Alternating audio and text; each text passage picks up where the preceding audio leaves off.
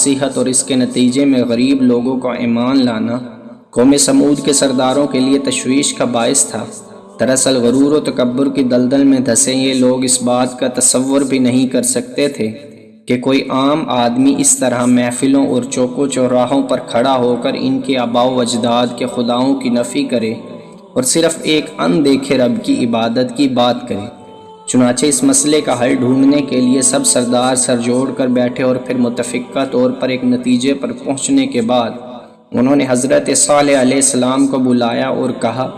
اے صالح، اگر تم اللہ کے سچے پیغمبر ہو تو ہم کو کوئی ایسا معجزہ دکھاؤ جسے دیکھ کر ہم تم پر یقین لے آئیں۔ حضرت صالح علیہ السلام نے فرمایا، اے میری قوم کے لوگوں، تم کیا معجزہ دیکھنا چاہتے ہو؟ انہوں نے کہا کہ ہم چاہتے ہیں کہ یہ جو سامنے چٹان ہے اس میں سے ایک ایسی اونٹنی برآمد ہو جو گابن ہو، بچہ دے، ہم سب کے لیے دودھ مہیا